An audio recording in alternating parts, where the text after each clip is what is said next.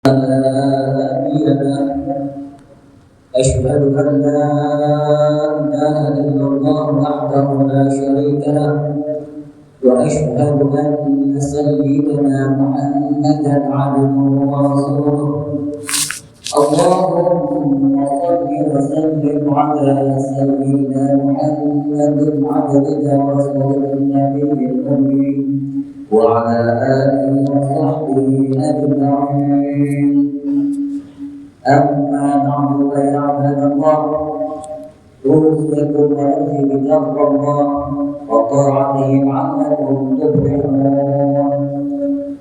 قال الله سبحانه وتعالى في القرآن الكريم: أعوذ بالله من الشيطان الرجيم بسم الله الرحمن الرحيم يا أيها الذين آمنوا اتقوا الله حق تقاته ولا تموتن إلا وأنتم مسلمون.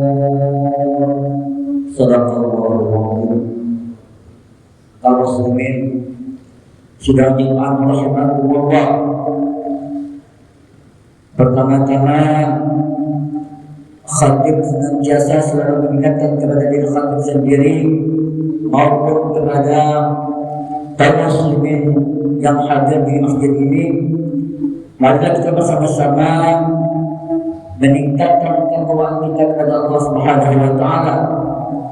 Dalam arti kata senantiasa patuh dan taat atas perintah-perintah Allah yang telah diwajibkan kepada kita, sehingga nantinya kita dapat menjadi hamba Allah yang benar-benar mendapatkan kebahagiaan dunia dan akhirat. Kemudian daripada itu senantiasa juga meninggalkan apa-apa yang telah dilarang oleh Allah Subhanahu wa taala, agar kita semua selamat di dalam menempuh hidup di dunia ini, nanti akan bertemu di akhirat nanti. Dengan bertakwa inilah kita akan mendapatkan kedudukan yang mulia di sisi Allah Subhanahu wa taala dan akan dapat memasuki surga yang telah disediakan oleh Allah Subhanahu wa taala. Kaum muslimin rahimakumullah, pada kesempatan ini saya sebagai khatib untuk menyampaikan tentang mencapai syafaatnya Rasulullah sallallahu alaihi wasallam. Dengan syafaat inilah kita akan dapat selamat nantinya, akan dapat bertemu dengan junjungan kita Nabi Muhammad sallallahu alaihi wasallam yang akan menolong kita dari kesengsaraan, dari kehinaan, dari ketidakselamatan. Maka dengan syafaat inilah akan menyelamatkan kita nanti untuk masuk surga Allah Subhanahu wa taala. Sebagaimana sabda Rasulullah sallallahu alaihi wasallam, "Man ahya sunnati faqad ahabbani wa man ahabbani kana ma'i fil jannah." Barang siapa yang senantiasa menghidupkan sunnah-sunnahku kata Rasulullah sallallahu alaihi wasallam, berarti dia cinta kepadaku.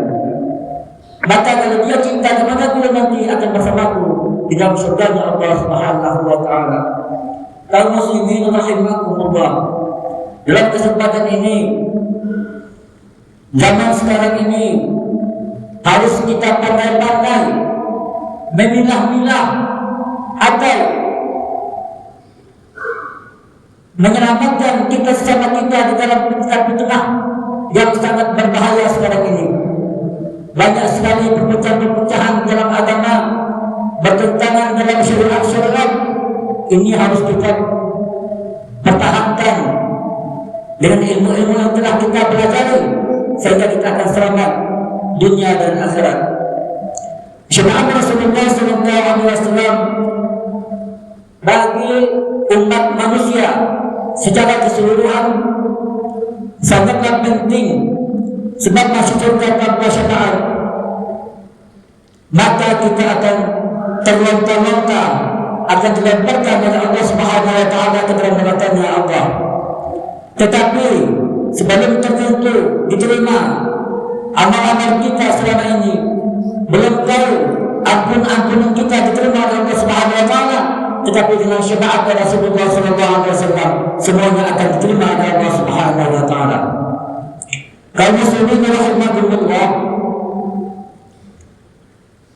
selain mengerjakan yang wajib, upayakan juga kita mengerjakan yang sunnah, yang menuntun, yang diajarkan oleh baginda Rasulullah SAW. Kalau Nabi Muhammad itu bersama kita masuk surga, sejelek apapun amal kita, Allah tetap menerima karena kasih sayang Allah kepada kekasihnya Rasulullah SAW. Kaum muslimin rahimakumullah, setiap umat Islam punya kesempatan untuk masuk surga, dibarengi dengan Nabi secara mudah untuk mendapatkan kesempatan itu. Lakukanlah, hidupkanlah sunnah-sunnahnya Rasulullah SAW. Seperti menempatkan membaca Al-Quran, meskipun hanya selembar ataupun setengah lembar, mari kita lakukan. Sekiranya ba'da maghrib sempat membaca setelah salat fardu, kemudian membaca tasbih, banyak sekali amal-amalan yang telah dapat mengharapkan syafaatnya Rasulullah SAW. Semuanya itu merupakan sunnah-sunnah Rasul. Jika kita kerjakan sebagaimana yang dijelaskan di dalam hadis di atas, Rasulullah SAW akan bersama kita masuk surga menghadap Allah Subhanahu wa taala. Kemudian daripada itu, kaum muslimin rahimakumullah, berbanyak membaca selawat. Tidak harus beramai-ramai. Saat diam-diam di rumah sambil memutar tasbih juga bisa.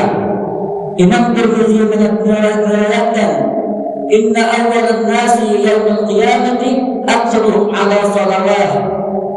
Kemudian daripada itu artinya sedikit-sedikit manusia denganku di hari kiamat adalah orang yang paling banyak membaca selawat kepadaku.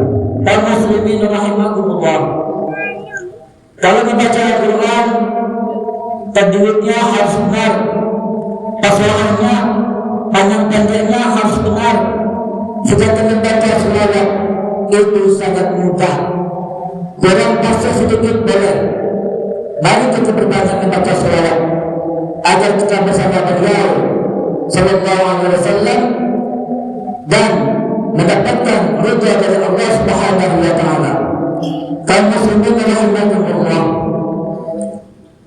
bagaimana kepada anak-anak yatim dan orang-orang miskin, sekiranya ada tetangga kita yang miskin atau ada keponakan yatim yang membutuhkan bantuan kita, bantulah mereka selagi kita mampu.